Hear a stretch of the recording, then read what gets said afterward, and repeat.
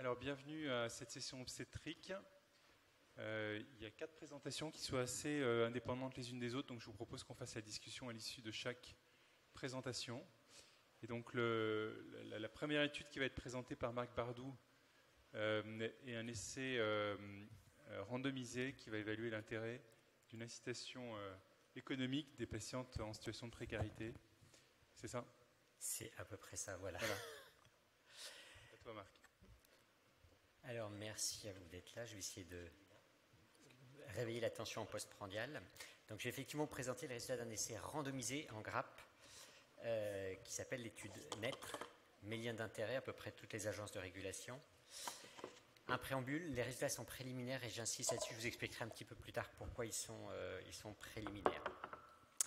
Donc, le rationnel de cette étude, vous le connaissez tous et toutes, c'est que dans le renoncement aux soins, il ne survient pas par hasard. Et quand on compare des femmes qui ont renoncé aux soins par rapport aux femmes qui n'ont pas renoncé aux soins, quelques éléments importants. Donc, les femmes qui ont renoncé aux soins sont plus fréquemment non diplômées, vivent plus fréquemment au niveau d'un ménage qui a faible revenu, sont plus fréquemment dépourvues d'assurance maladie complémentaire. Mais par contre, un point qui est important, c'est qu'il a été regardé la distance par rapport à une maternité, et il n'y a pas de différence entre celles qui renoncent et celles qui ne renoncent pas aux soins. Donc tout ça pour dire que le renoncement aux soins, ce n'est pas nécessairement uniquement un problème de disposition des soins de proximité.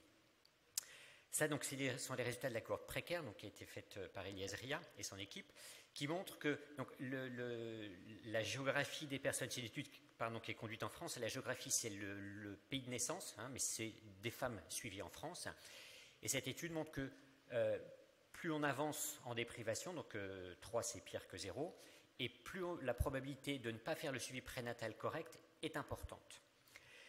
L'autre conclusion de toujours la cohorte précaire, c'est que lorsque le suivi prénatal est insuffisant, moins de 80%, moins de 50%, on augmente le risque de morbidité maternelle et de morbidité périnatale, et surtout lorsque ce suivi est inférieur à 50%. Alors, face à ça, il y a plusieurs options qui ont été proposées de renforcer les soins, et notamment de dire peut-être qu'il faudrait aller faire des consultations au domicile des femmes. Ça avait été fait, donc ça c'est le résultat d'une étude réalisée en Irlande, qui avait montré 2 choses importantes. D'abord, c'est qu'il n'y avait quasiment aucune conséquence. Donc ce projet, c'était 10 consultations en cours de grossesse au domicile.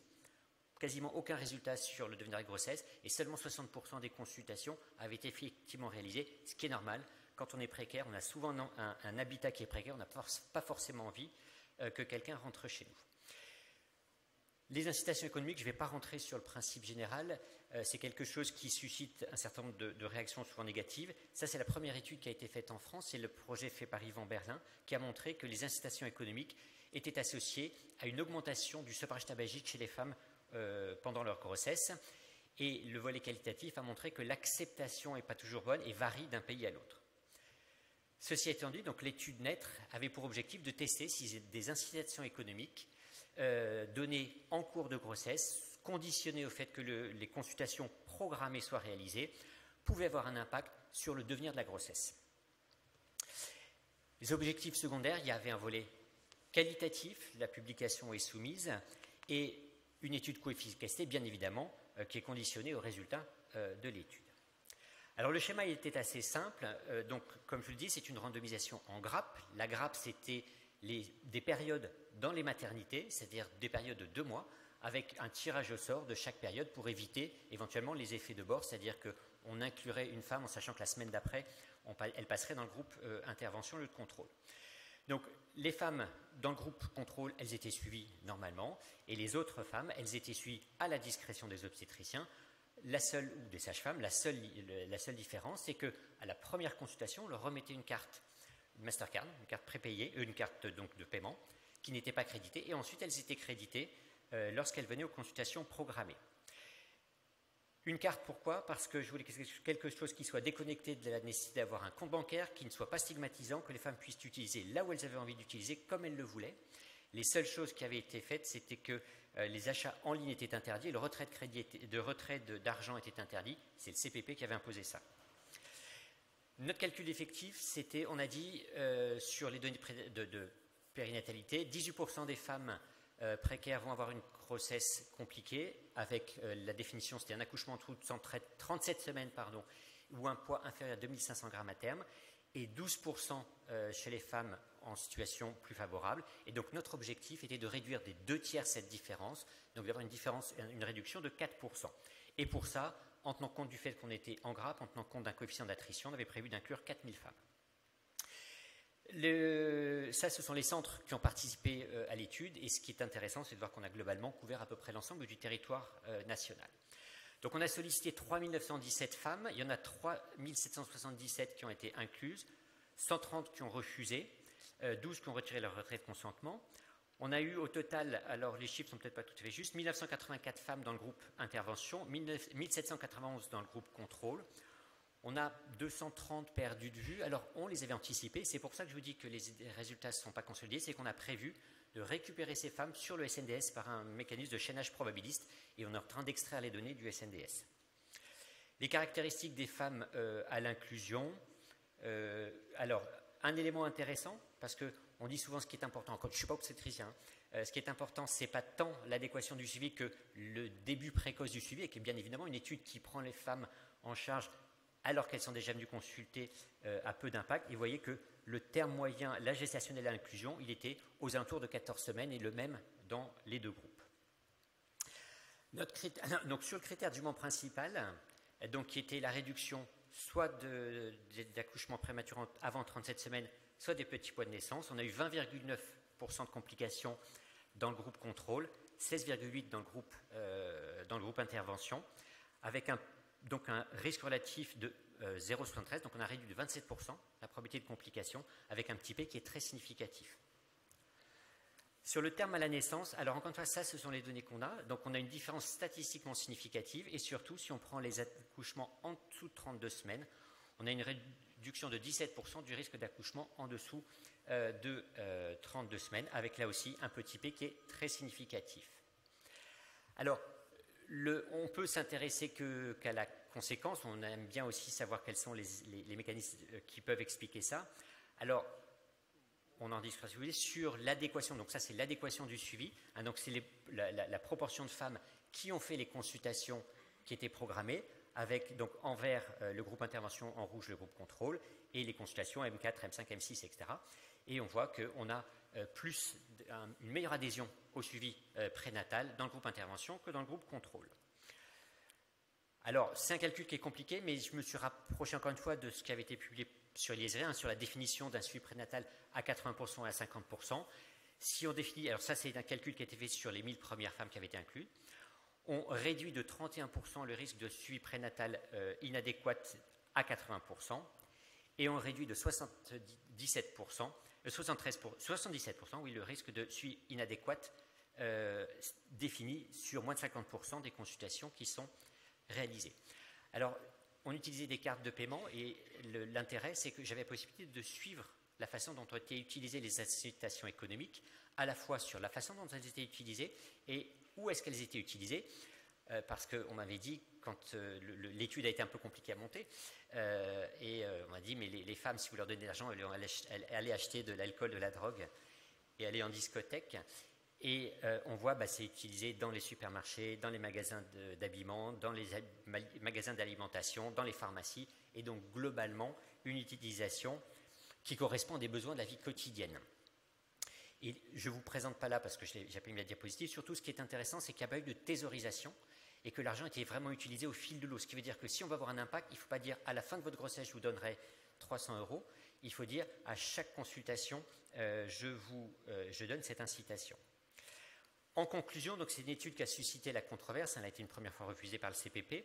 Elle suggère une réduction du nombre d'enfants nés en dessous de 2500 grammes à terme ou avant 37 semaines d'aménorrhée. Elle suggère une meilleure adhésion au suivi prénatal programmé et une bonne acceptabilité par les femmes. Une vraie question, c'est l'acceptabilité sociétale. La fin justifie-t-elle les moyens?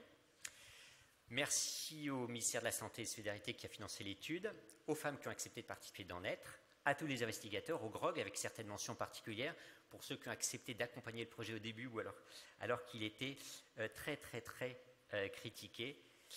Et en conclusion, l'éthique ne pose pas la question du bien et du mal, c'est celle de la morale. Et la finalité éthique, ce n'est pas le bien, puisque la réflexion éthique est par définition engagée lorsqu'on ne sait pas ce qui est juste de faire ou lorsqu'on a perdu le repère. Tout ça pour dire qu'on a dit que cette éthique et le principe des incitations économiques était non éthique. C'est peut-être pas moral, mais ça n'est pas non éthique.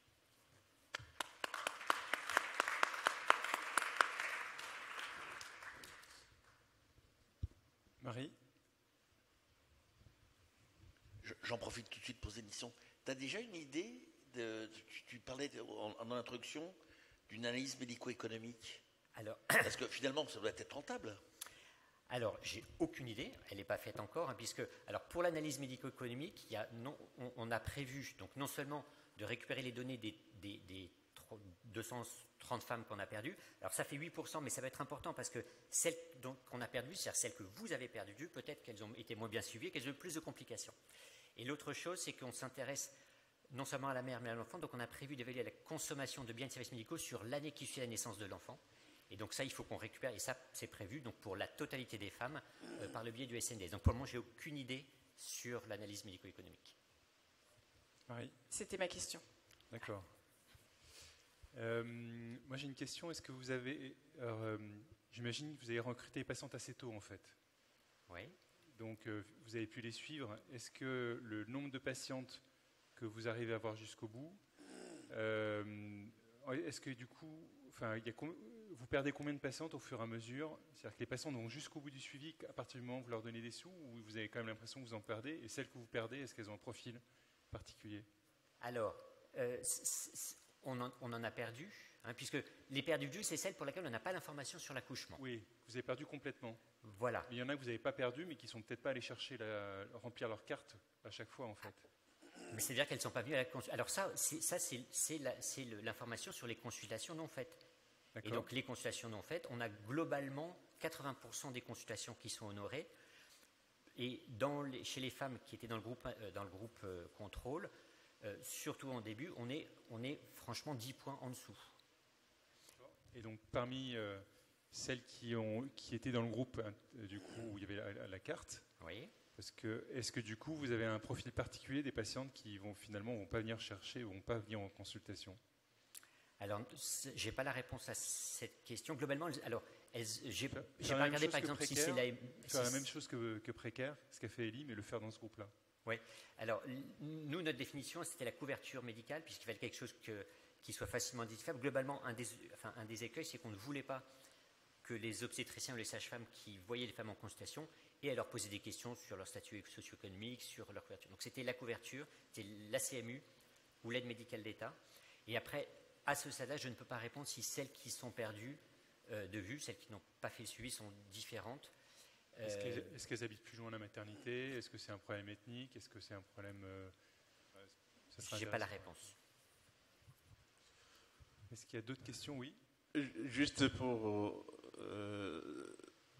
préciser qu'en Angleterre, il y a eu des mesures incitatives pour les femmes qui désiraient, je crois, arrêter de fumer. Et elles avaient une incitation financière. On peut se poser la question aussi si en France, ça ne pourrait pas toucher beaucoup de cibles plus que les cas que vous venez de... Alors, c'est l'étude que je vous ai présentée dans le chapitre introductif, celle qui a été conduite par Yvan Berlin, qui était sur le sevrage tabagique en France, qui a montré qu'il y avait une meilleure obtention d'un sevrage tabagique, et aussi que c'était associé à possiblement, alors même si l'étude n'était pas dimensionnée comme la nôtre, il y avait beaucoup moins de femmes, ce n'était pas le critère de jugement principal, mais à un devenir de la grossesse qui était meilleur, en sachant que là, c'est des femmes qui étaient sélectionnées, puisque ça n'était que des fumeuses dans l'étude d'Yvan Berlin. Mais donc les deux études que je vous ai présentées sont des études qui ont été faites en France. J'en profite. Quel était l'argument, je n'ai pas bien compris, pour dire que c'était pas éthique ou pas moral ton histoire? Alors, l'argument, il y en a plein. Je veux dire, quand j'ai commencé cette étude, je l'ai présentée 3 fois au PREPS. Je me suis fait assassiner par plein de gens.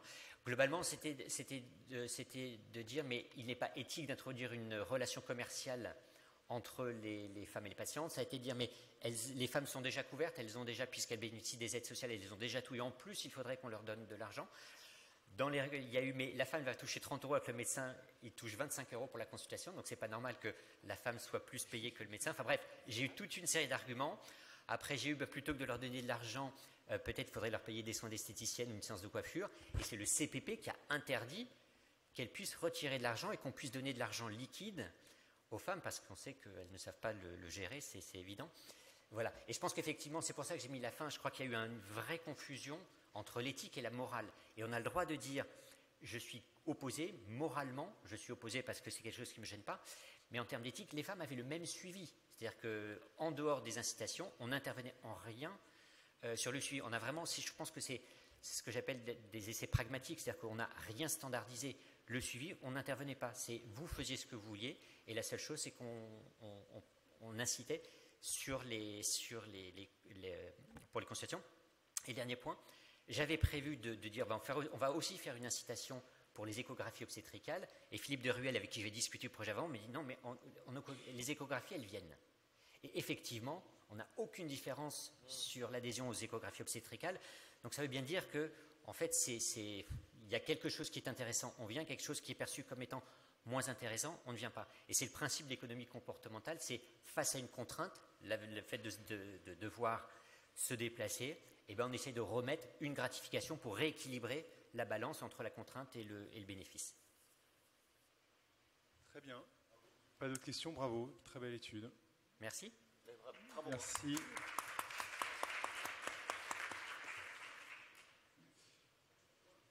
Donc Didier, dans le contexte French Arrive, tu vas nous expliquer comment réduire les déclenchements.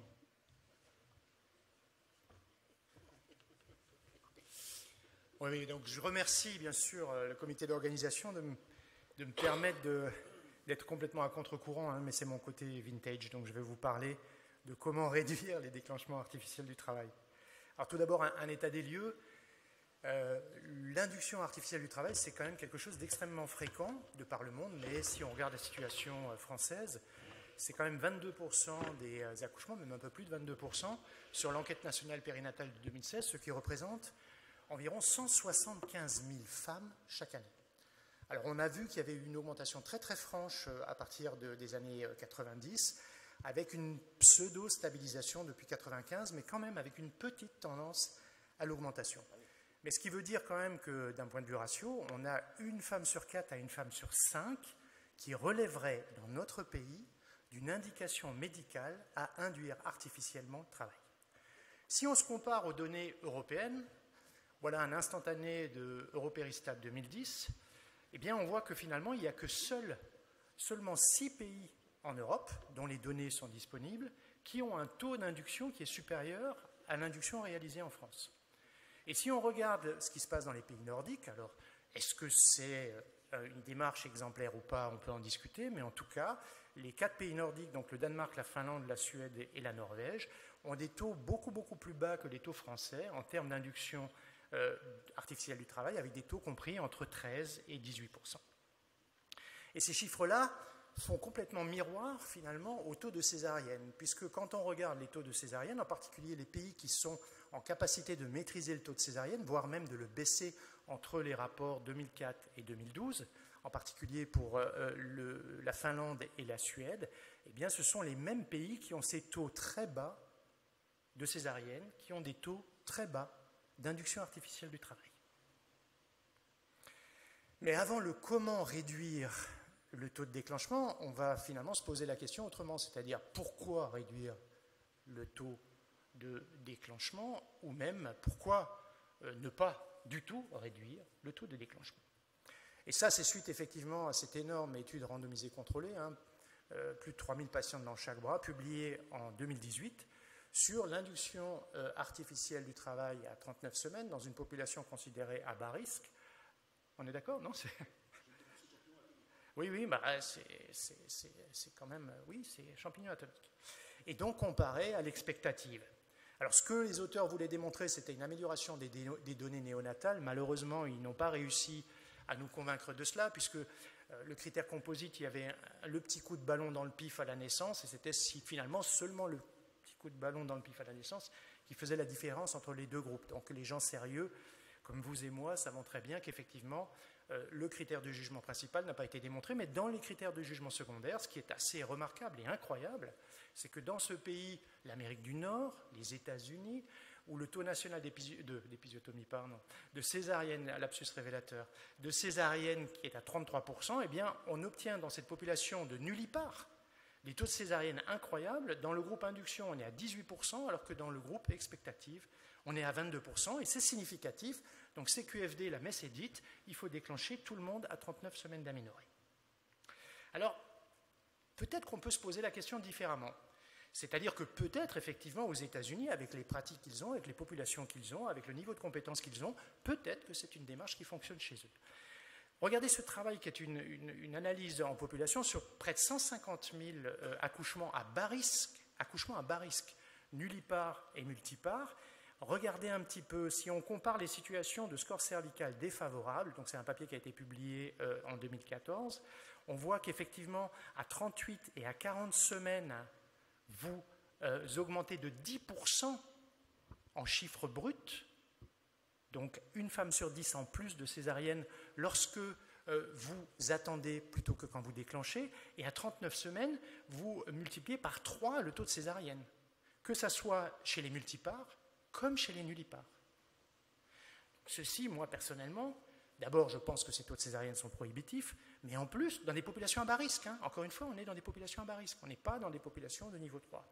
Mais on peut se poser la question d'un certain nombre de compétences mises à disposition des femmes qui accouchent. Et effectivement, ce biais de compétences, c'est une notion qui commence à être relativement évaluée dans la littérature, et on a un certain nombre de papiers qui sont maintenant publiés depuis les années 2000, et en particulier depuis la fin des années 2000.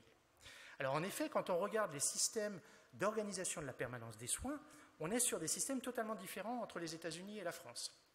C'est-à-dire aux heures ouvrables de semaine, vous avez des gens très compétents, très expérimentés, qui sont mis à disposition des femmes qui sont en salle de travail.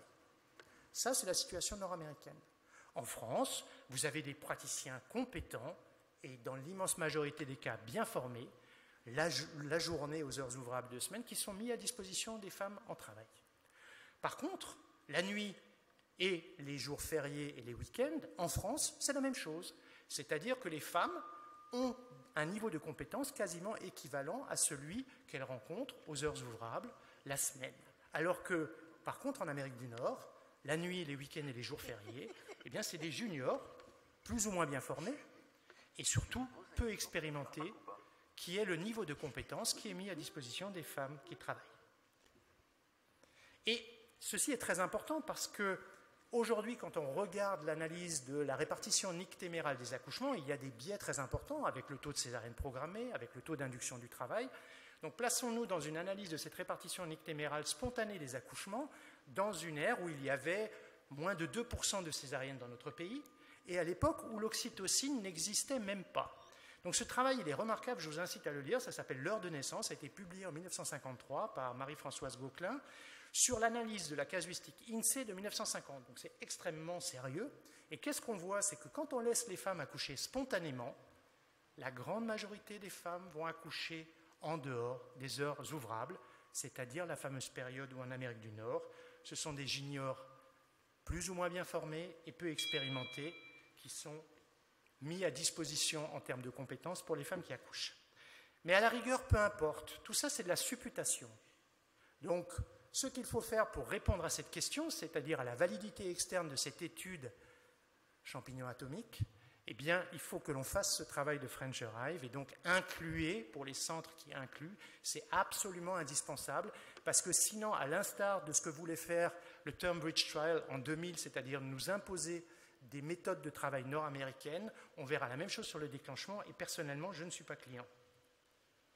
Donc maintenant, passons finalement à la vraie thématique de la présentation, c'est-à-dire comment réduire le taux de déclenchement. Alors, je vous propose de réfléchir principalement autour de 5 items. C'est la rupture prématurée des membranes à terme, c'est la grossesse prolongée, c'est le diabète gestationnel et le GAG, le PAG, et puis bien entendu l'absence totale d'indication, c'est-à-dire le déclenchement dit de convenance.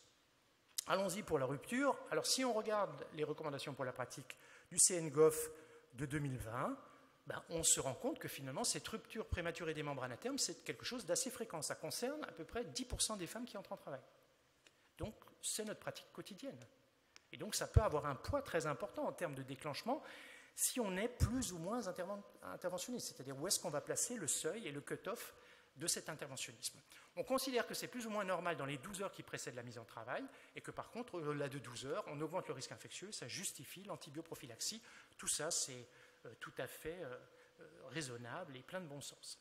Mais par contre, le collège, là encore une fois, n'est pas incitatif dans l'activisme puisqu'il dit clairement que l'attitude expectative, même en cas de dépistage positif de strepto B, est une attitude qui est tout à fait raisonnable et envisageable. Donc voilà un type de protocole qu'on peut utiliser, que moi j'ai mis en place là où je travaille, c'est-à-dire que rupture des membranes à terme, puisque prématuré ça veut dire avant travail, qui vient avant le temps, c'est la définition du litré, donc il n'y a pas besoin d'utiliser un autre terme. Le col, il est favorable, on attend à J+1 et on met les compteurs à 0 quand on commence vraiment à travailler en équipe, c'est-à-dire à 8 h du matin. Quand on a un col qui est défavorable, on va attendre jusqu'à J2, jusqu'à 8 h du matin. Si le col est favorable, c'est oxytocine. Si le col est défavorable, c'est prostaglandine. Donc sur la colonne de droite, col défavorable. Premier exemple, rupture des membranes à 1 h du matin le lundi, on va déclencher à 8 h le matin le mercredi matin.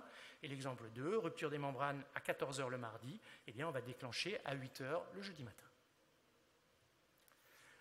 Deuxième item, c'est les grossesses prolongées et les dépassements de terme. Alors là aussi, je me reporte aux recommandations du Collège de 2011, qui, encore une fois, sont pleins de sagesse, en disant qu'effectivement, il faut générer une surveillance fœtale à partir de 41 semaines pour la problématique de la sénescence placentaire, on est tous d'accord là-dessus. Mais qu'est-ce que dit le Collège? C'est qu'en l'absence de pathologie et d'une surveillance normale, donc, le déclenchement du travail devrait être proposé aux patientes entre 41 semaines et presque 43 semaines. Et donc, très clairement, on sait que à peu près 20% des femmes vont aller jusqu'à 41 semaines, mais par contre, vous n'en aurez plus que 1 à 2% qui iront au-delà de 42 semaines.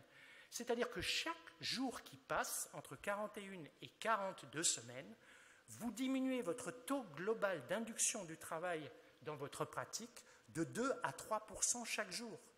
Donc, si vous déclenchez à 42 semaines au lieu de 41 semaines plus 5 jours, vous allez déjà intrinsèquement diminuer votre taux global d'induction du travail de 4 à 6% sur votre population générale de parturiantes.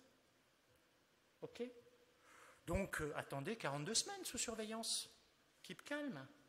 Et ça, c'est un excellent moyen pour diminuer votre taux global d'induction du travail. Troisième item, c'est le diabète gestationnel et les gags. Et ce n'est pas un gag. Là aussi, recommandation du Collège de 2010, plein de sagesse, puisque le Collège dit clairement qu'en cas de diabète gestationnel bien équilibré, par régime ou par insuline, il n'y a aucun argument de proposer autre chose à la patiente que ce que vous proposeriez dans une grossesse normale. Donc on se calme sur les diabètes gestationnels équilibrés et ou sans retentissement fœtal. Par contre, quand c'est mal équilibré ou qu'il y a un retentissement fœtal, oui, peut-être qu'il va falloir induire le travail. Mais quand? Eh bien, quand la balance risque-bénéfice plaidera en faveur de l'induction du travail. Donc, arrêtez forcément d'induire ces femmes à 37 semaines. Si vous n'avez pas d'argument sérieux pour le faire, attendez peut-être 39, peut-être 40 semaines pour le faire. Et puis après, sur le cut-off, on va dire, de déclenchabilité ou de voix haute versus voix basse, pourquoi faudrait-il toujours prendre la borne inférieure? Prenez peut-être la borne supérieure qui est de 4,5 kg et non pas 4250 grammes ou 4200 grammes. Sur les gros, alors les gros, moi je vous cite l'étude DAM. Donc l'étude DAM, vous la connaissez, n'est-ce pas? Publiée en 2015. Donc les conclusions, c'était le déclenchement n'augmente pas le taux de césarienne, c'était déjà les prémices de l'étude Arrive, et le déclenchement augmente la possibilité d'accouchement voix basse. OK? Donc je vous rappelle l'étude, 400 patientes randomisées dans chaque bras, c'était la moitié des patientes étaient des multipares, et le cut-off d'inclusion en termes d'estimation de l'hypothèse du volume fœtal excessif, c'était le 95e percentile. Donc juste un tout petit mot là-dessus pour vous montrer que de temps en temps, il y a des illusions d'optique, et je vous rappelle que ce que disait Mark Twain, c'est dans la vie, il y a 3 mensonges. Il y a les mensonges, les gros mensonges et les statistiques. Quels sont les problèmes Quels sont les problèmes? Mais ce n'est pas moi, hein, c'est Mark Twain, hein, je laisse la responsabilité à son auteur. Il y a quand même un certain nombre de problèmes dans cette étude. La première, c'est toujours le critère composite. Moi, mélanger des fractures de la clavicule dont on sait que c'est quelque chose de totalement bénin qui arrive même dans des accouchements spontanés voix basse sans aucune difficulté, il n'y a aucun traitement et aucune séquelle. Mélanger ça avec le décès, j'ai juste un peu de mal dans le critère composite. Donc, je me pose la question. Autre problème, c'est que qu'est-ce que c'est qu'une dystocie des épaules? Puisque la dramaturgie du gros fœtus, c'est la dystocie des épaules, qui peut être effectivement une dystocie dramatique avec des complications dramatiques. Moi, à partir du moment où la dystocie des épaules est limitée à l'épaule antérieure, c'est une fausse dystocie des épaules, on n'est pas dans une situation gravissime, donc on a déjà un petit problème de définition. C'est donc des fausses dystocies pour la majeure partie d'entre elles. Ensuite, définir un intervalle, ça c'est des pratiques qui ne sont absolument pas des pratiques françaises. Donc moi je ne suis pas avec un chronomètre, et 60 secondes, encore on dirait moins de 3 minutes, moins de 5 minutes, ok. Mais 60 secondes, entre 59 et 61 secondes, j'ai un peu du mal.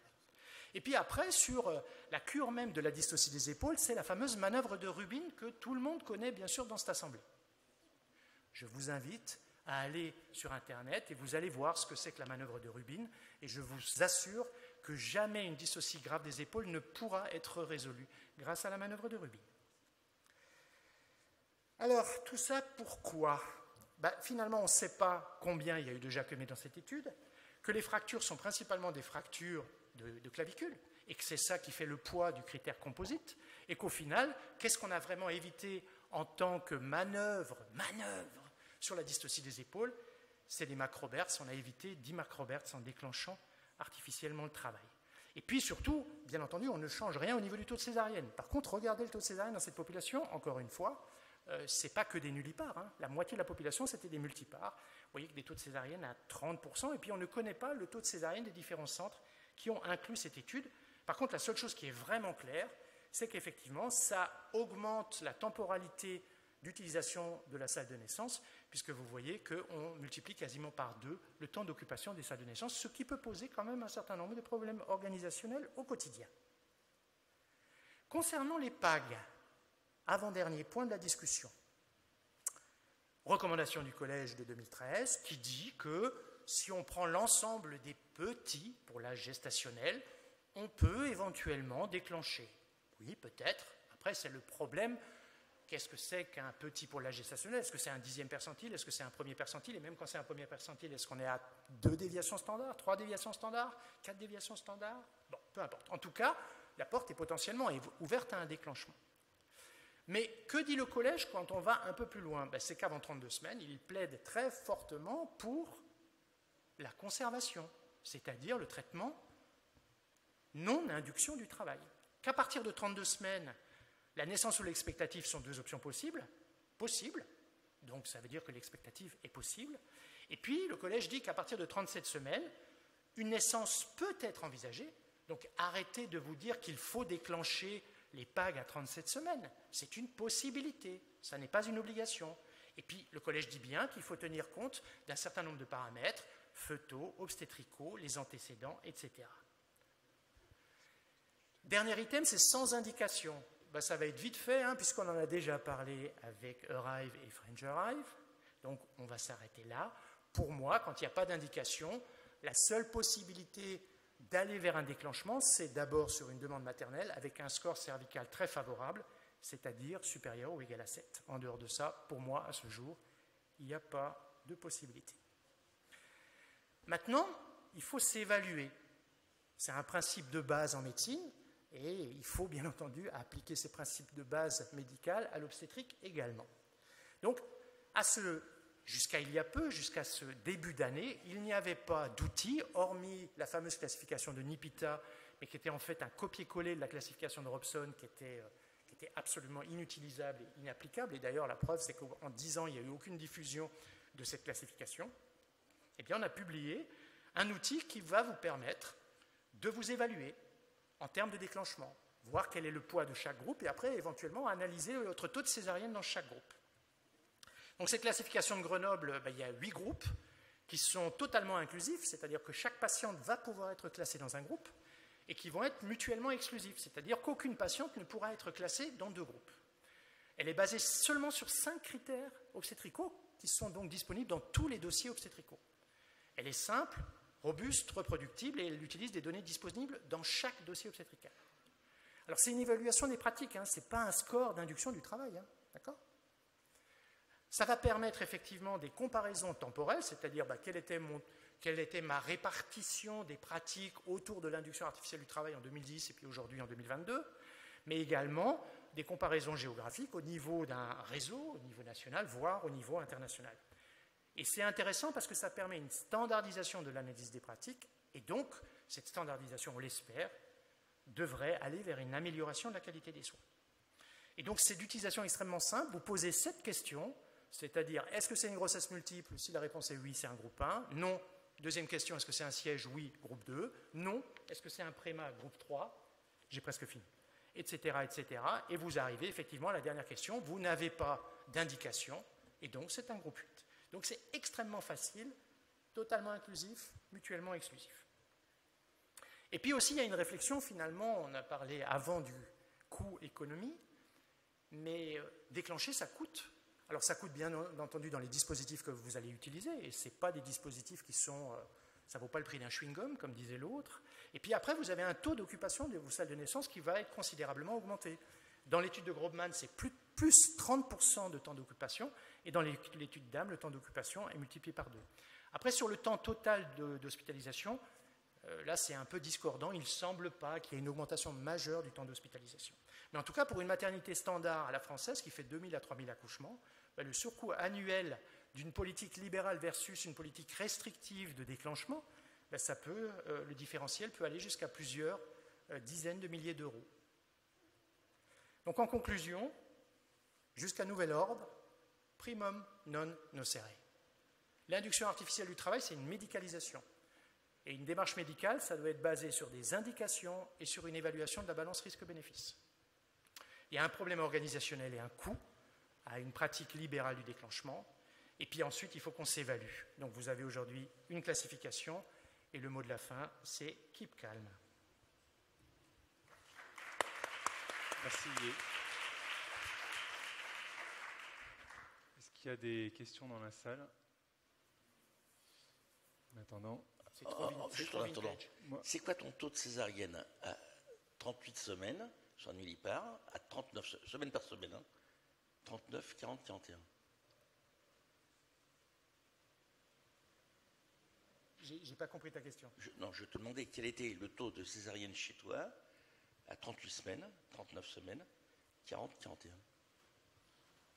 Travail spontané, déclenchement. Honnêtement, je n'en sais rien. J'en sais rien. Moi, tout ce que je peux te dire, j'ai un taux global de césarienne de 19%. Ah non, mais c'est très bien. Voilà.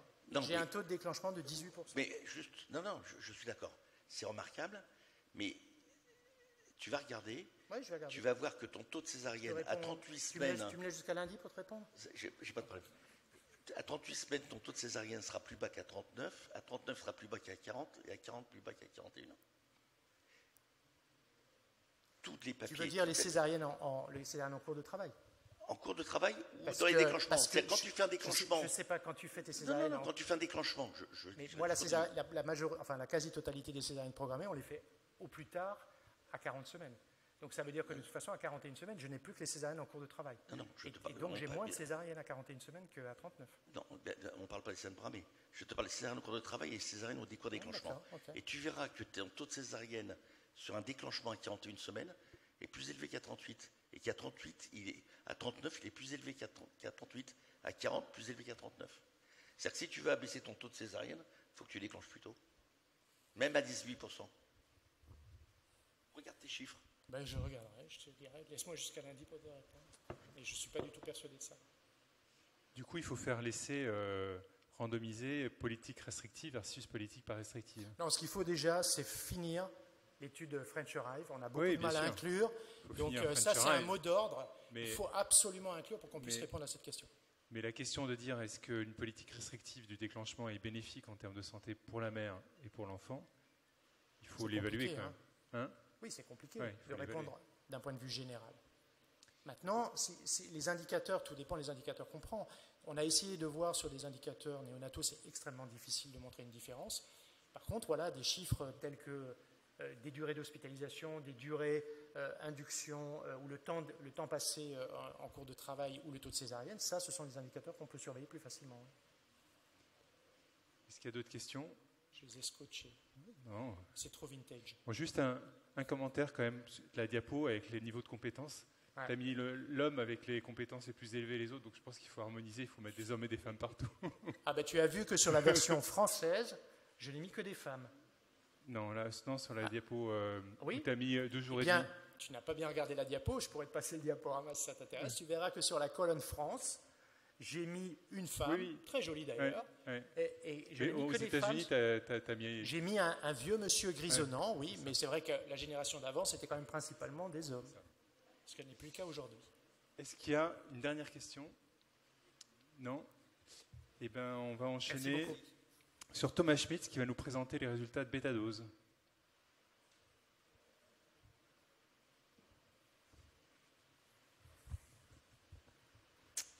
Merci, j'espère que tout le monde n'a pas déjà écouté le topo 25 fois. Donc, je représente Bêta-Dose, après la Société française de médecine périnatale. Donc Bêta-Dose, le but c'était d'essayer de voir si on pouvait réduire la dose de corticoïdes anténatales pour les femmes à risque d'accouchement prématuré. Donc c'était un essai randomisé, multicentrique, en double aveugle contre placebo de non-infériorité. Donc vous savez tous qu'une cure de corticoïdes permet de réduire chez les enfants nés prématurément l'incidence du syndrome de détresse respiratoire, les hémorragies intraventriculaires, les entérocolite ulcéro-nécrosantes, et que ceci concourt à réduire la mortalité néonatale de ces enfants. Que c'est la raison pour laquelle ce traitement est recommandé partout dans le monde pour les femmes à risque d'accouchement prématuré. Et vous savez aussi, avec les évolutions récentes de la prise en charge des femmes à risque d'accouchement prématuré, même à terme, que ce traitement est maintenant proposé entre 34 et 37 semaines dans les pays anglo-saxons, et que même dans certains pays, on propose de traiter les femmes avant une césarienne programmée lorsqu'on est à 37 et 38 semaines d'aménorrhée. Donc les indications ont augmenté, alors qu'on sait très bien que ce traitement est associé avec des effets adverses à long terme, que la dose qu'on utilise à l'heure actuelle est directement dérivée d'expériences qui ont été réalisées chez l'animal à la fin des années 60 et que c'est une dose qui n'a pas été remise en cause depuis le début des années 70, depuis l'essai Princeps de Liggins, et que c'est la raison pour laquelle, du fait de l'ancienneté de la dose proposée et de l'absence d'autres doses et des effets secondaires à long terme du traitement, en particulier sur les problèmes de troubles de la sensibilité et possiblement des troubles cognitifs aussi, et bien que la Cochrane demandait que soit réalisé un essai de dose sur ce traitement. Il a été montré donc chez la brebis, qui est le modèle d'étude archétypale de la drogue pour maturer le poumon fœtal, que lorsqu'on diminuait la dose par 2, eh bien, on avait une efficacité qui est exactement comparable à celle de la pleine dose. Et c'est la raison pour laquelle on a proposé de faire également chez la femme, comme ça avait été fait chez la brebis, et comme ça a été fait aussi dans les années 60 et 70, un essai randomisé chez la femme avec une dose qui marchait chez la brebis, là donc la demi-dose. Et donc on a comparé la dose pleine à la demi-dose chez la femme. Et donc le but c'était de voir si, en diminuant la dose par 2, eh bien, on serait bien non inférieur à la dose pleine pour prévenir le syndrome de détresse respiratoire. Et évidemment, on n'allait pas regarder que le syndrome de détresse respiratoire, mais aussi les autres complications de la prématurité. On a inclus les patientes qui avaient plus de 18 ans, uniquement des grossesses singletons, parce que vous savez que chez les grossesses gémellaires, le traitement semble être moins efficace, on a des doutes sur l'efficacité du traitement chez les grossesses gémellaires. Il fallait, pour être inclus, avoir déjà reçu la première dose par voie intramusculaire. On n'a pris que les femmes à risque d'accouchement prématuré avant 32 semaines. Bon, si on voulait qu'il y ait vraiment de la pathologie néonatale et donc un syndrome de détresse respiratoire qui soit assez important, une incidence assez importante. Et il fallait bien sûr que les femmes aient signé un consentement. Et on n'incluait pas les femmes qui avaient déjà reçu une cure complète, les femmes qui avaient reçu le traitement par voie intraveineuse, les femmes qui avaient soit un travail prématuré trop avancé avec une dilatation cervicale plus de 4 cm, ou bien au contraire une MAP pas assez sévère avec un col de plus de 20 mm. Et on n'incluait pas les femmes avec des malformations, des fœtus avec des malformations importantes qui pouvaient engager le pronostic vital et le syndrome de détresse respiratoire et qui ne comprenaient pas bien le français. Donc l'intervention, elle consistait en quoi? Elle consistait, une fois que la patiente avait reçu sa première injection, à l'informer de l'existence du protocole, et elle avait 24 heures pour se décider ou pas à participer. Et soit elle était tirée au sort dans un groupe placebo et on faisait une deuxième injection placebo, soit elle recevait une deuxième injection du médicament, 12 mg supplémentaires de bêta-méthasone. Il y avait la possibilité, avec la grossesse qui avançait, si les investigateurs le souhaitaient et s'ils trouvaient ça indiqué, de faire une deuxième cure de corticoïdes, la cure de sauvetage. Et bien entendu, dans ces cas-là, la patiente recevait un traitement selon la même modalité que pendant la première cure. Donc si elle avait reçu 2 injections de 12 mg, elle recevait à nouveau 2 injections de 12 mg. Et si elle avait reçu une injection placebo à sa première cure, elle recevait une injection placebo à sa seconde cure. Le critère de jugement principal, c'était donc mesuré à 48 heures de vie, c'était le syndrome de détresse respiratoire, et puis les autres critères de jugement néonatal étaient mesurés à la sortie de l'hôpital. Donc le critère de jugement principal, c'était le syndrome de détresse respiratoire sévère, qui était défini comme la nécessité d'avoir un traitement par surfactant intratracheal dans les 48 premières heures de vie. Et puis on avait défini des critères de jugement secondaires dits de sécurité pour le traitement, qui était la mort néonatale, l'hémorragie intraventriculaire de grade 3 et 4, l'entérocolite séronécrosante de grade 2, toutes ces complications étant normalement prévenues par les corticoïdes. Et donc on voulait bien sûr s'assurer qu'on n'allait pas avoir une augmentation de ces critères de jugement dans le groupe demi-dose. On a aussi rajouté à cela la rétinopathie du prématuré en faisant l'hypothèse que s'il y avait plus de détresse respiratoire et que c'était plus oxygénodépendant, ces enfants avec la demi-dose risquaient peut-être de faire plus de rétinopathie. Et puis on avait créé un critère composite de sécurité qui était la survie néonatale sans ces événements normalement prévenus par les corticoïdes anténatales. Et puis on a défini des critères de jugement secondaire respiratoire, d'autres critères secondaires liés à la prématurité, des critères secondaires anthropométriques, puisque vous savez qu'un des effets secondaires liés à la dose des corticoïdes est justement de baisser le poids de naissance. On avait assumé, fait l'hypothèse que 20% des enfants du groupe contrôle feraient un syndrome de détresse respiratoire, et on voulait montrer, et ça c'était à partir des données d'épipage 2 et du taux d'accouchement prématuré avant 32 semaines, on avait fait l'hypothèse qu'un tiers des enfants inclus dans l'essai, des femmes incluses dans l'essai, accoucheraient effectivement avant 32 semaines.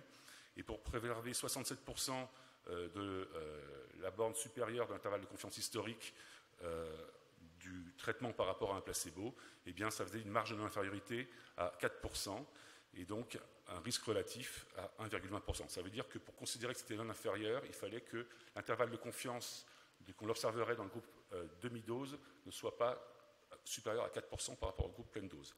La borne supérieure de l'intervalle de confiance à 95%. Et donc il fallait randomiser 1571 femmes par groupe.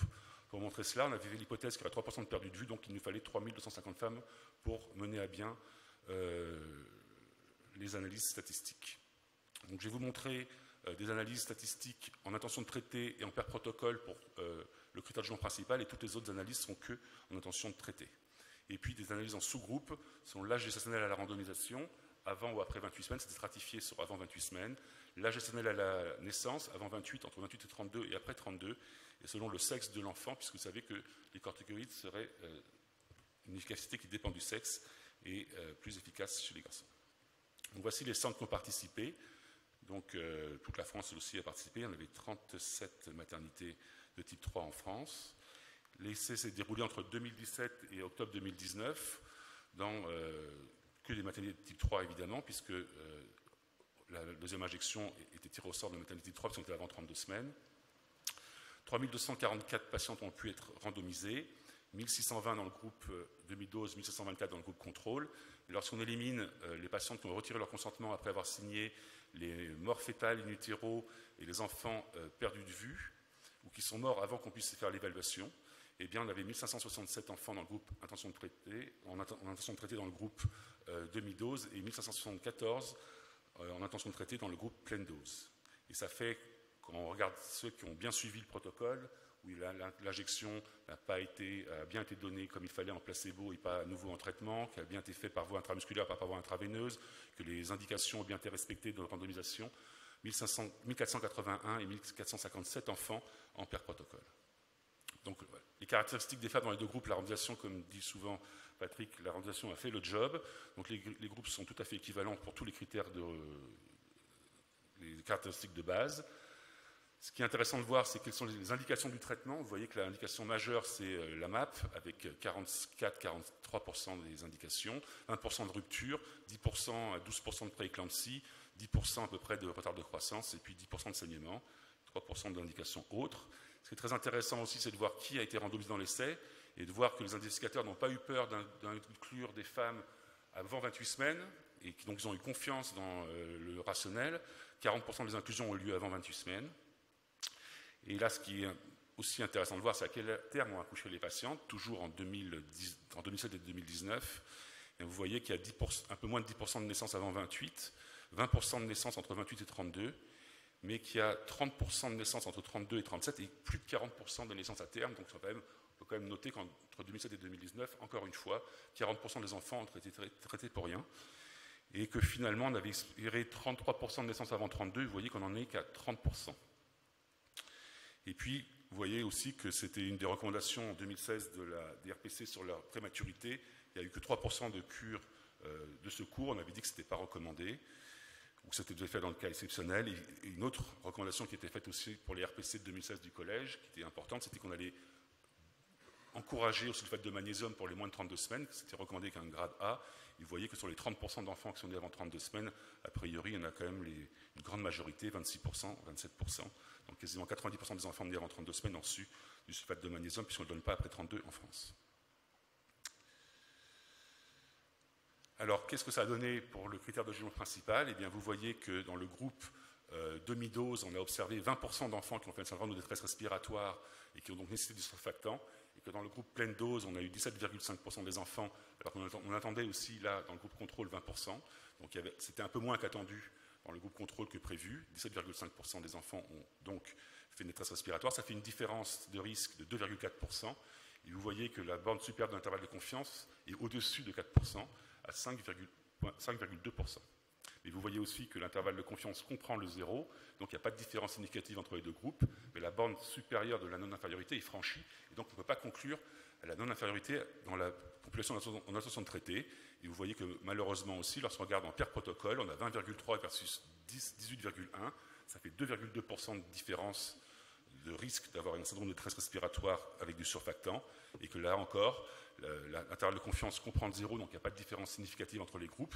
Donc on ne peut pas conclure à la non-infériorité, car on est au-dessus de 4%, on a 5,1%. Quand on fait l'analyse en sous-groupe, selon l'âge gestationnel à la randomisation, l'âge gestationnel à la naissance et le sexe de l'enfant, eh bien, il n'y a pas de différence, il n'y a pas d'effet de l'âge gestationnel à la randomisation ou de l'âge gestationnel à la naissance, ça ne change pas. Maintenant, si on regarde les autres critères de jugement de sécurité, qui étaient la mort néonatale, l'hémorragie intraventriculaire, l'entérocolite et la rétinopathie sévère, vous voyez que les chiffres sont totalement identiques entre les deux groupes. 3,4% dans le groupe demi-dose de mort néonatale contre 3,2%, ça fait une différence de risque de 0,1%. C'est très très faible comme différence. L'hémorragie intraventriculaire, on passe de 1,2 à 1,8, il y a un peu moins, c'est pas significatif, mais d'hémorragie intraventriculaire sévère dans le groupe demi-dose que dans le groupe pleine dose, moins 0,6%. Donc l'intervalle de confiance comprend le 0, c'est pas significatif, mais vous voyez que la borne supérieure est à 0,3%. Pour les entérocolites, c'est l'inverse, c'est un peu plus dans le groupe demi-dose, 2% versus 1,3%, c'est 0,7% de différence. Pour les rétinopathies, c'est exactement identique. Et pour le syndrome, pour la morbidité composite néonatale, la survie sans les événements normalement prévenus par les corticoïdes, vous avez 78,9 versus 81,1, c'est moins 2,3% de différence, c'est pas effectivement significatif. Et vous voyez que cette différence est reflétée uniquement par le fait qu'il y a plus de syndrome de détresse respiratoire, puisque pour les autres éléments du score composite, eh bien, c'est exactement identique. Et donc, si on regarde la mort néonatale, en analyse en sous-groupe, c'est absolument identique selon les sous-groupes d'analyse. C'est pareil pour l'hémorragie intraventriculaire, c'est pareil pour l'entérocolite et c'est pareil pour la rétinopathie. Maintenant, si on regarde les autres critères de jugement liés à la prématurité, respiratoire en particulier, vous voyez que pour le syndrome de détresse respiratoire, non plus sévère, mais tous les syndromes de détresse respiratoire, il y a un tout petit excès de 1% dans le groupe demi-dose par rapport au groupe pleine dose. Il y a un peu moins de tachypnée transitoire dans le groupe demi-dose. La ventilation mécanique, il y en a un petit peu plus, 2,1% de plus dans le groupe demi-dose, mais ce n'est pas significatif. Les CPAP, c'est pareil. La dysplasie bronchopulmonaire, c'est surtout ça qui est important pour les outcomes respiratoires. C'est la fin du parcours de la prématurité de l'enfant. Est-ce qu'il va avoir des séquelles respiratoires, avoir reçu une demi-dose de corticoïdes? Vous voyez que pas du tout. 4,4% dans le groupe demi-dose versus 4,9% dans le groupe pleine dose, 0,4% de différence. Ce n'est pas significatif comme différence, mais en tout cas, il n'y en a pas du tout plus dans le groupe demi-dose. Pour ce qui est des autres critères de jugement secondaires liés à la prématurité, les admissions en réa, les supports par inotrope positifs, les canaux artériels persistants, l'ocomalacie, les infections sévères, les hypoglycémies, ce n'est pas différent entre les deux groupes. Et ce qui était très intéressant, ce qu'on attendait comme résultat, c'était qu'est-ce que allait avoir comme effet sur le poids et la taille et le périmètre céphalique de réduire la dose par 2. Vous savez que quand vous augmentez la dose par 2 et que vous faites des cures multiples, vous diminuez significativement le poids. vous voyez que les enfants du groupe demi-dose sont plus lourds que les enfants du groupe pleine dose, 18 grammes de plus, mais la différence n'est pas du tout significative. Ils sont aussi plus grands, ils ont 0,3 cm de plus, mais ce n'est pas significatif. Et ils ont un périmètre céphalique qui est de 0,2 mm de plus, ce n'est pas significatif, ça c'est quand vous exprimez ça en moyenne. Quand vous faites des Z-scores, eh bien vous voyez que pour le périmètre céphalique, là en tout cas, vous avez une différence qui est significative, et c'est à la limite, ça frôle la significativité pour le poids et la taille. Donc il semble que même pour 12 mg de bêta-méthasone, vous pouvez déjà repérer un impact sur la croissance fœtale. Donc pour conclure, eh bien, la demi-dose de bêta-méthasone pour prévenir les complications de prématurité n'a pas montré la non-infériorité par rapport au groupe pleine dose, chez les enfants qui naissent prématurément.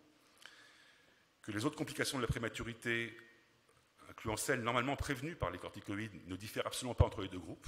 Même pour les gestationnels les plus jeunes, même avant 28 semaines, il n'y a pas du tout d'effet, il n'y a pas plus d'hémorragie intraventriculaire, pas plus de morts. Et donc il va falloir attendre le résultat des enfants à 5 ans. Le résultat initialement était prévu à 3 ans, mais avec le Covid, ça a empêché de faire le suivi. Donc en ce moment est organisé le suivi de ces enfants dans la cohorte qui s'appelle Beta-Nino. Et je vous encourage au centre qui ont participé à bien faire attention à ces enfants pour qu'on puisse peut-être répondre à la question. Car s'il n'y a pas de différence à 5 ans, ça sera très encourageant pour effectivement pouvoir diminuer cette dose par 2. Je vous remercie pour votre attention.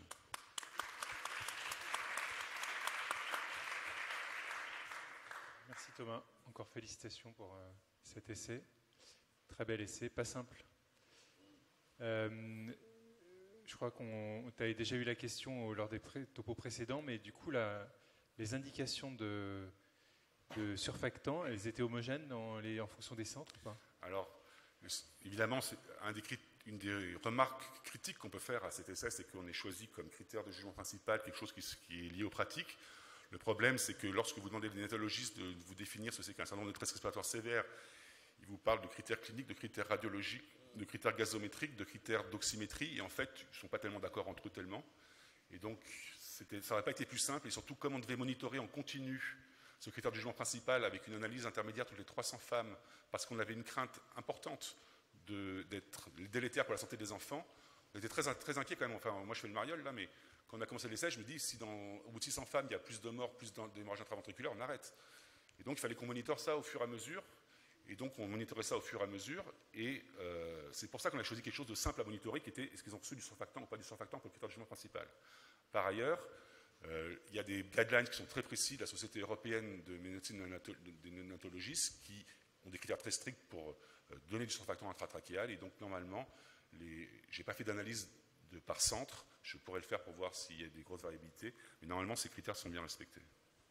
Vous avez moyen de vérifier quels sont les enfants qui ont eu des sulfates de magnésium, du surfactant sur la base de ces indications et ceux qui ont eu du surfactant un peu hors indication?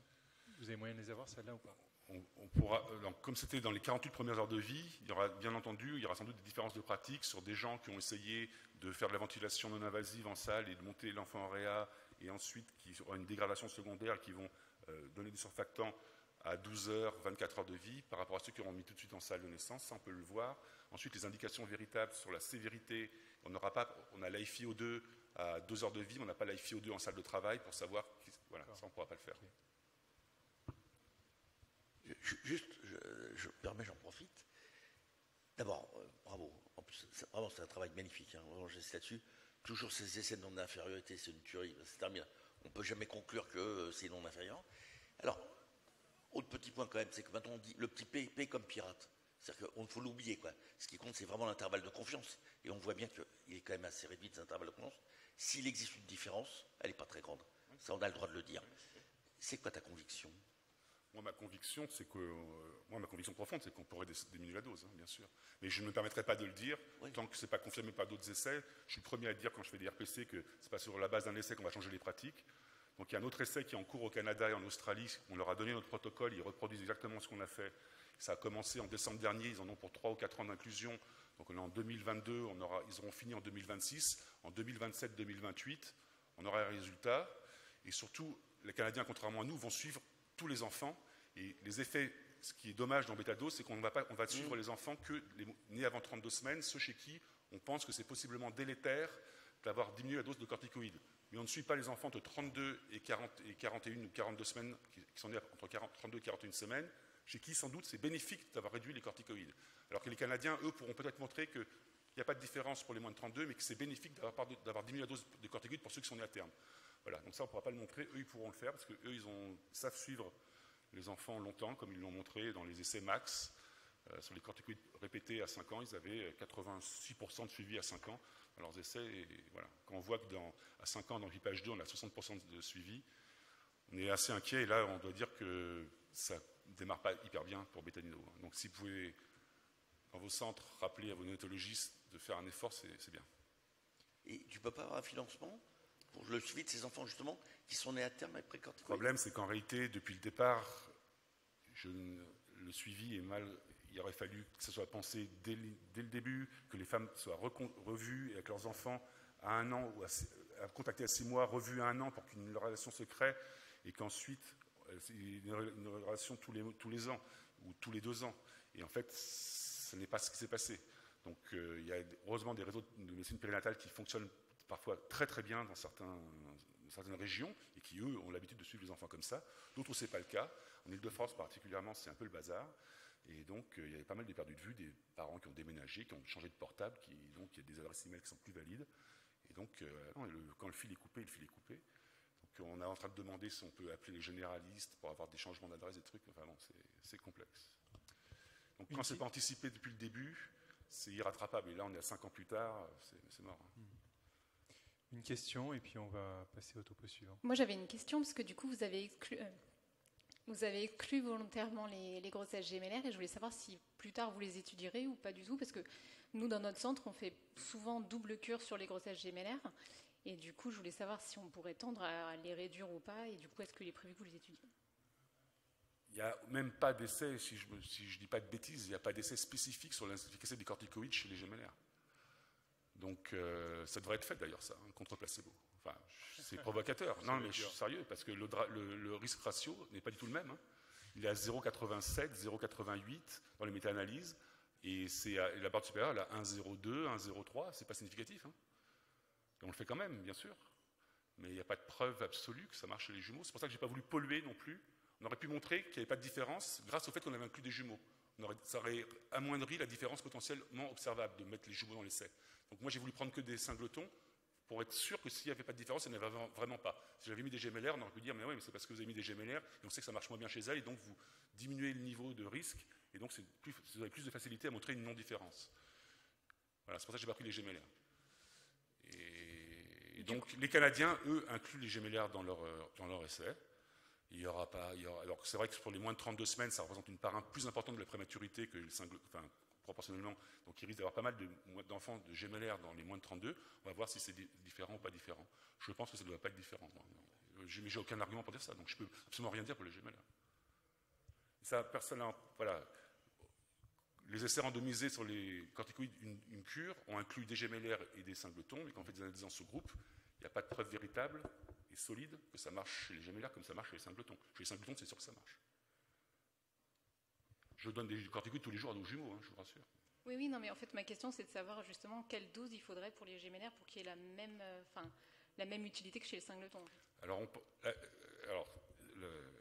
penser qu'il faut doubler la dose parce qu'il y a 2 bébés, tous les modèles expérimentaux chez l'animal montrent que la dose chez la femme ou chez la brebis, et donc chez la femme, c'est une règle de 3 qu'on a fait pour les 12 mg x 2, c'est la règle de 3 de la brebis qu'on a pratiquée. Chez la brebis, la dose, elle est 4 fois trop importante. Là, on a diminué par 2 seulement, mais sans doute qu'on pourrait diminuer par 3 ou par 4 pour avoir le même effet maturant. Ce qui compte, ce n'est pas la dose, c'est la durée d'exposition au traitement. Et en particulier, la durée d'exposition à l'acétate de bêta-méthasone, et pas au phosphate de bêta-méthasone qui ne sert pas à grand-chose dans l'effet maturant. C'est la caractéristique retard, l'acétate, qui fait qu'on a un effet maturant puissant. Bon, je vous propose qu'on s'arrête là. On va laisser un petit peu de temps à Franck pour présenter du coup son essai. On revient sur le déclenchement. Merci Thomas. Merci de me permettre de vous parler donc d'un essai qu'on a mené en multicentrique randomisé ouvert qui s'appelle MacPop. Vous avez peut-être déjà lu les résultats puisque la publication est parue il y a un petit peu plus d'1 an, qui était un essai donc destiné à comparer les moyens mécaniques aux moyens pharmacologiques dans un groupe de grossesse peut-être un peu plus exposé à l'insuffisance placentaire. Donc c'est quelque chose qui est clair pour tout le monde, je pense, aujourd'hui, c'est qu'on est tous un peu à la recherche du meilleur moyen de déclencher les patientes, en particulier sur col défavorable. Il y a plusieurs moyens qui sont à notre disposition. Il y a le misoprostol oral qui n'existait pas vraiment, en tout cas qui n'avait pas la MM lorsqu'on a monté l'essai. Il y a la dinoprostone vaginale et il y a les moyens mécaniques, sonde de Foley ou double ballonnet de Cook, puisque c'est le seul fabricant pour l'instant de ce type de moyens mécaniques spécifiquement destinés au déclenchement sur col défavorable. Alors, pour l'instant, ce que l'on sait des différents essais qui ont été menés dans ce domaine-là et des multiples méta-analyses, c'est que ces 3 moyens de déclenchement sont globalement relativement équivalents et qu'il y a peut-être pour le misoprostol oral un peu moins de césarienne et pour les moyens mécaniques un peu moins d'hypercinésie, en tout cas un peu moins d'effet sur la contraction utérine, avec un effet potentiel peut-être de moins de conséquences sur l'état néonatal. Néanmoins, pour l'instant, pas d'évidence extrêmement précise, en tout cas permettant de mettre en place des protocoles vraiment rigoureux et basés sur la littérature. Donc notre objectif, lorsqu'on a réfléchi à cet essai comparatif moyen mécanique prostaglandine, c'était essentiellement donc de jouer sur ce risque moins important d'hypercinésie ou d'hypertonie des moyens mécaniques pour permettre d'avoir un effet sur l'état néonatal. On avait initialement en fait prévu de faire un essai sur les retards de croissance intra-utérin. On en avait largement discuté au niveau du GROG et ça paraissait un peu compliqué de mettre en place un essai sur ce type de grossesse. Et donc on s'est orienté plutôt sur les grossesses à terme à partir de 41 semaines d'aménorrhée, puisque, comme vous le savez, c'est des grossesses qui sont quand même un peu plus exposées au risque d'insuffisance placentaire. On le sait, il y a un peu plus de risque de liquide méconial, d'asphyxie, de mort in utero. Et dans ce type de grossesse, donc, on a voulu tester des moyens pharmacologiques ou des moyens mécaniques. Et comme il a fallu faire des choix et qu'on n'a pas voulu mettre en place une pharmacovigilance qui aurait été coûteuse pour cet essai, on n'a pas pris en compte le misoprostol et on n'a pas pris en compte la sonde de Foley et on a uniquement comparé la dinoprostone à la sonde à double ballonnet. Notre hypothèse était que chez ces patientes, à partir de 41 semaines d'aménorrhée, le risque d'anomalie du rythme cardiaque fœtal étant augmenté, une maturation par moyen mécanique se traduirait par moins de risque de césarienne pour anomalie du rythme cardiaque fœtal. Et donc c'est pour cette raison qu'on a choisi ce critère de jugement, qui était un peu en marge de ce qui était utilisé dans pas mal d'autres essais, puisque c'était surtout les taux de césarienne globaux qui étaient utilisés comme critère de jugement. Et donc on a utilisé ce critère, donc taux de césarienne pour suspicion d'asphyxie fœtale, avec toute la difficulté d'un critère comme celui-là, dans un groupe par rapport à l'autre. Donc notre population, c'était des grossesses qui étaient des grossesses uniques. On a également éliminé toutes les grossesses multiples, fœtus en présentation céphalique, là aussi, on n'a pas voulu polluer par des présentations du siège ou des utérus cicatriciels. Un terme entre 41 et 42 semaines d'aménorrhée, quelle que soit l'indication du déclenchement, datation bien sûr précise et indication de déclenchement du travail, ça c'est pour Didier, et un score de Bishop inférieur strict à 6, en éliminant bien sûr les patientes qui étaient porteuses d'un utérus cicatriciel et les indications de déclenchement en lien avec la rupture prématurée des membranes.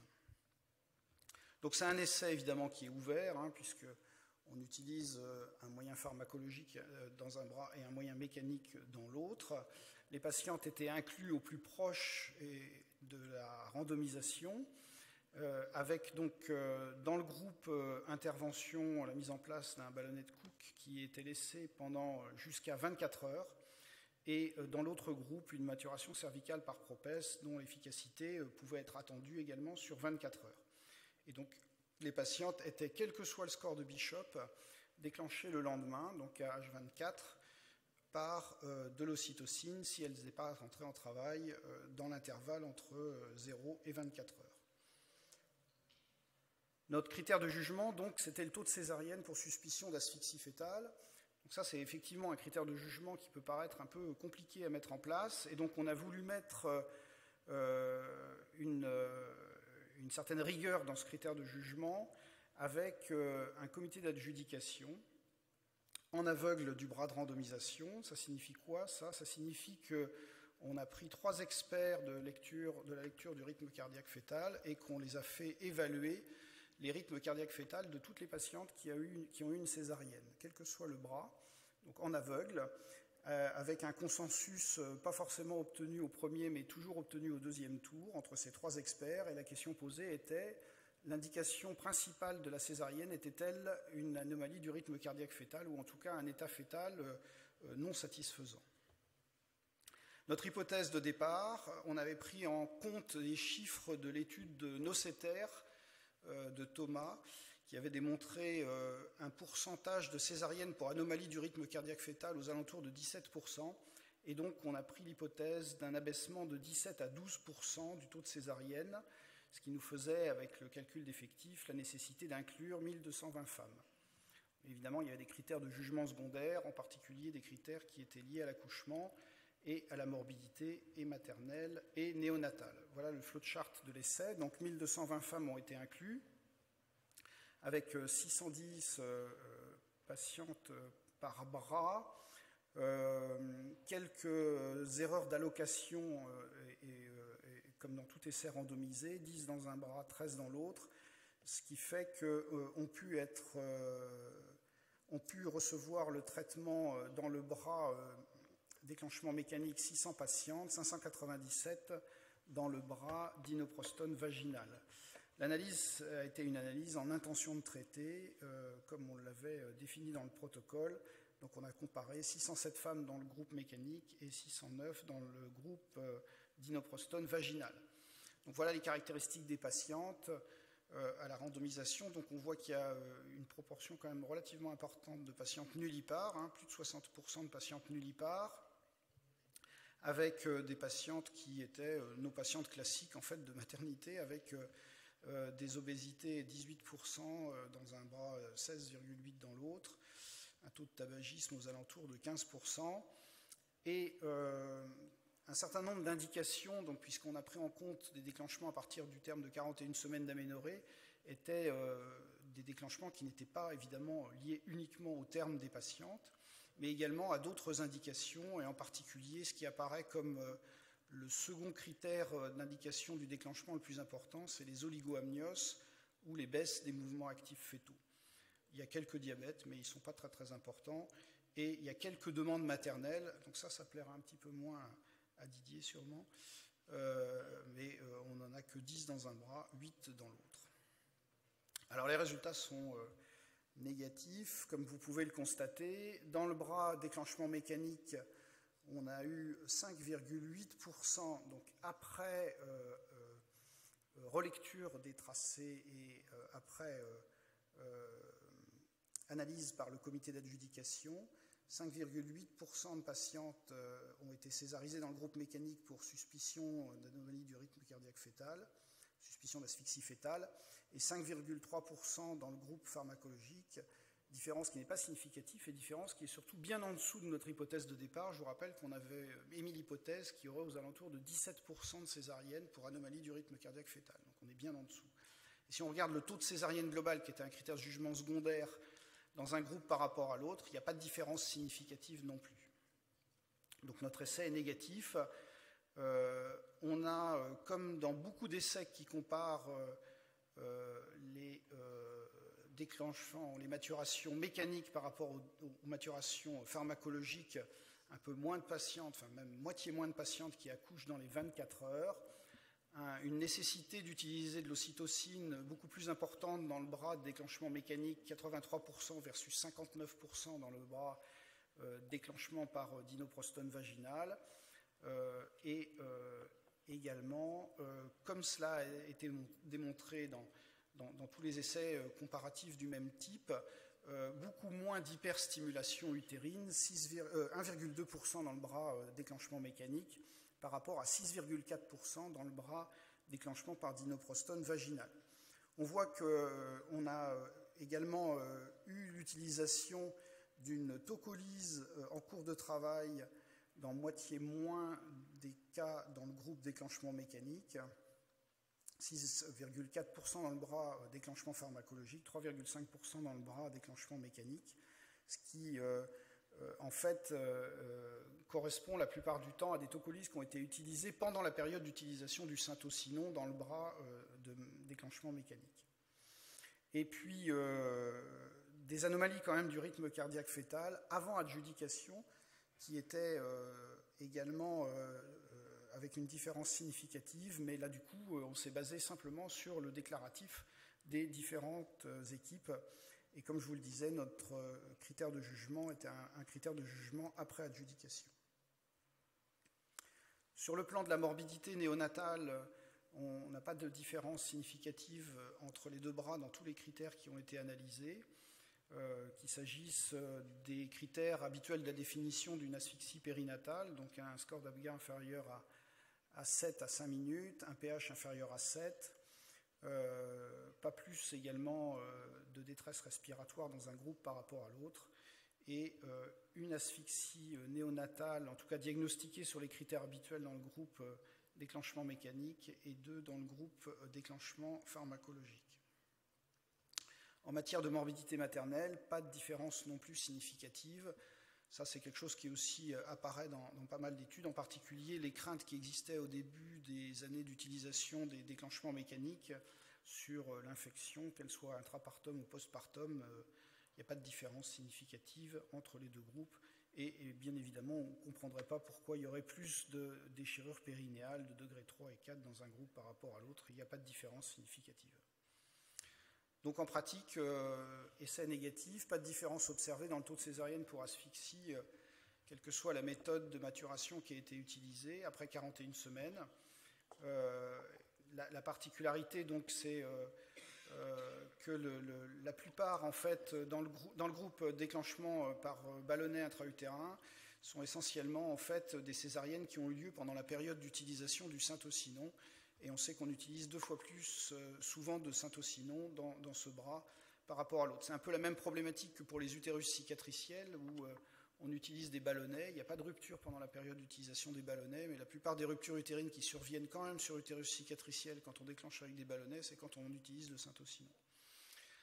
Et donc, pas de différence dans le taux de césarienne pour suspicion d'asphyxie et un taux de césarienne bien en dessous des hypothèses. Alors, quelle est l'explication et pas d'effet sur l'état néonatal? Quelle est l'explication? Est-ce qu'on a une meilleure analyse du rythme cardiaque fœtal que celle que l'on avait quelques années auparavant? Parce qu'encore une fois, la comparaison avec les scènes océtaires, c'est qu'on a quand même beaucoup moins de césariennes pour anomalie du rythme. Ou est-ce qu'on sait mieux prendre en charge les hypercinésies, peut-être, les hypertonies utérines qui sont pharmaco-induites? C'est le premier essai qui compare ces deux méthodes chez des femmes en situation de grossesse prolongée. Et ce qui est intéressant, je vous invite à suivre la littérature, puisqu'on a été sollicité par l'équipe de Ben Moll pour une méta-analyse de données individuelles. Alors, je peux déjà vous donner quelques résultats, je suis autorisé. Ils ont été déjà présentés une fois, ils n'ont pas encore été publiés. Donc, c'est une méta-analyse qui regroupera 5414 patientes. Alors, on en a quand même 1200, nous, dans cette méta-analyse. Donc, on a un effet pas négligeable dans les résultats finaux de cette méta-analyse. Pas de différence sur le taux de césarienne, ce n'est pas significatif, et pas non plus de différence dans le taux de césarienne pour détresse fœtale, même si dans la méta-analyse, on n'a pas tous utilisé exactement la même façon de comparer nos chiffres. Pas de différence sur le devenir maternel, mais vous voyez quand même une différence sur le critère composite de morbidité périnatale, qui est un critère composite habituel, avec 20% de moins quand même de morbidité périnatale par l'utilisation des moyens mécaniques, comparant avec la dinoprostone ou le misoprostol oral et intravaginal. Alors je ne voudrais pas évidemment terminer sans remercier tous les investigateurs évidemment qui ont participé à cet essai, et puis surtout remercier les membres du comité d'adjudication, dont vous avez les noms, des gens qu'on avait choisis pour analyser les rythmes cardiaques fétaux, et puis également remercier évidemment notre direction de la recherche clinique qui nous a permis de monter ce projet et l'équipe du CIC de Tours. Voilà, je vous remercie.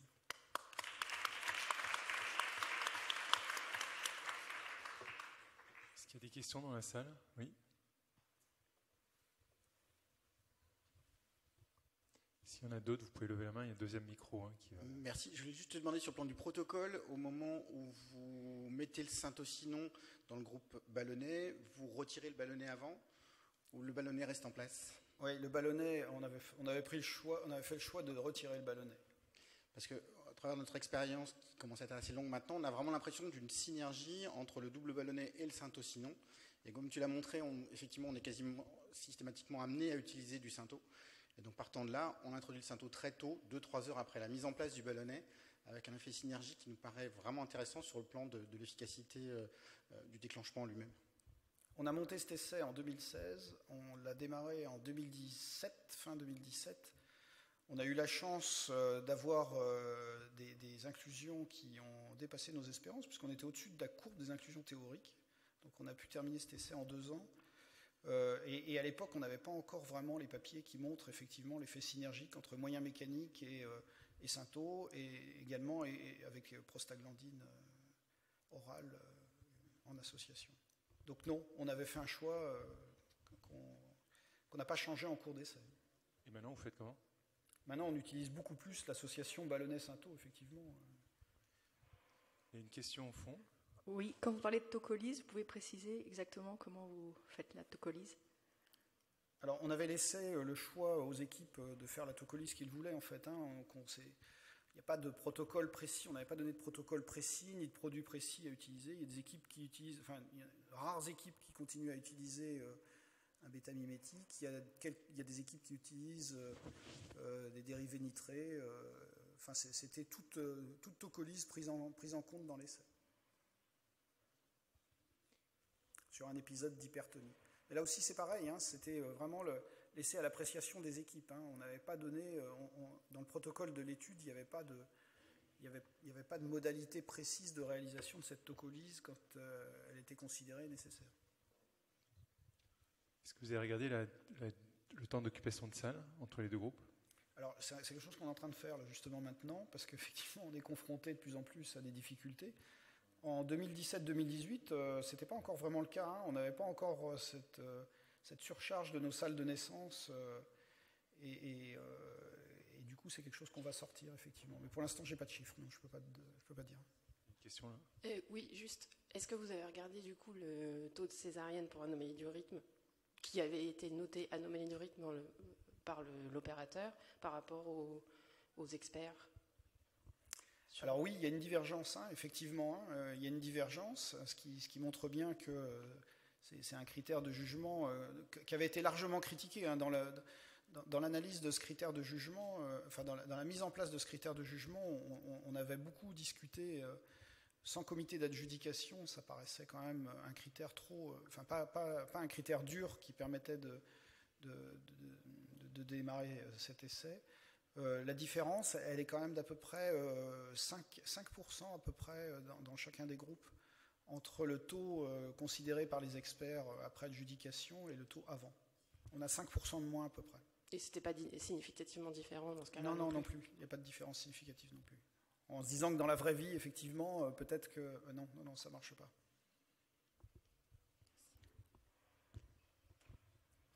Oui, bravo, une fois de plus, c'est un très bel essai. Je t'avoue que sur le plan méthodo, c'est juste une question, c'est pas du tout une critique. Je ne comprends pas l'intention de traiter avec une révision par un comité d'adjudication. J'aurais pris comme critère de jugement principal le clinicien, c'est la vraie vie. Tu vois ce que je veux dire? Après, j'aurais fait l'inverse. Et le comité d'adjudication qui, lui, en aveugle, moi ce qui est joli, c'est que je suppose que ton comité d'adjudication, il ne connaissait pas le bras de l'étude. Non, bien sûr. Donc, tu restitues de l'aveugle, donc ça c'est très bien. Mais j'aurais mis plutôt en critère secondaire. Tu vois ce que je veux dire? Parce que finalement, l'intention de traiter, c'est le clinicien qui a défini que c'était, même si c'est pas vrai, pour lui c'était une anomalie de tracé. Tu vois ce que je veux dire? Et vous avez préféré faire l'inverse? Notre idée au départ était sans comité d'adjudication, effectivement, et c'est les méthodologistes qui nous ont dit, mais ça correspond à un critère qui est trop discutable, trop. Pour un méthodologiste, ça va pas, quoi, de dire c'est juste. Dans chacune des équipes, quelqu'un va dire s'il y a besoin d'une césarienne ou pas. Mais d'un autre côté, c'est aussi la vraie vie sur un essai multicentrique. Alors ceci dit, moi j'ai une réponse pour les méthodos, hein, parce que le seul critère dur qu'on connaît, c'est la mort. Après, tous les autres, même l'infarctus, c'est discutable. Hein. Tout à l'heure, je ne sais plus qui c'est qui dit. C'était Thomas. Même tu prends les néonatologistes entre eux, ils ne savent même pas ce que c'est qu'une détresse respiratoire. Donc, en dehors de la mort, il n'y a pas de critère dur. Hein. Tu l'as défini comment? Moins de 37, ça va. Ah oui, d'accord. J'étais d'accord que. Mais l'indication de césarienne pour des anomalies du rythme, c'est la bouteille à l'encre, quand même, tu sais bien. Enfin, c'est particulièrement léger, quand même, comme critère de jugement. Ouais. Ah bah, de toute façon, moi, j'ai jamais compris pourquoi on faisait des césariennes. On a eu peur qu'on nous dise, du coup, vous répondez ce que vous voulez à l'essai, quoi, avec ce critère-là. On va s'arrêter là. J'ai juste une petite question, sur la méthodo. Après le ballonnet, vous faisiez un relais synto systématique, quel que soit le col? Oui. D'accord. Et vous avez vu, il n'y a pas un taux de césarienne démentiel. Ah ouais, c'est intéressant. Oui. Alors, on a démarré un nouvel essai randomisé, là, multicentrique, qui s'appelle OPIC, qui est destiné justement à tester, après 24 heures de maturation, quel que soit le moyen utilisé, et absence d'évolution du score de Bishop, si le démarrage d'un travail, qui soit synto, alors on a choisi synto, hein, mais on pourrait dire qu'il soit synto ou qu'il soit avec une prostaglandine, change quelque chose par rapport à une maturation par un deuxième moyen en deuxième ligne. Donc la question est de savoir s'il faut poursuivre au-delà de 24 heures des maturations quand on a des échecs de maturation. Ça, on n'a pas la réponse. Dans la littérature, personne n'a la réponse. Hein. Chaque équipe fait différemment. Je vous propose qu'on s'arrête là. Merci au collège pour l'organisation et aux organisateurs pour l'organisation de cette session. Et bon après-midi, bon week-end.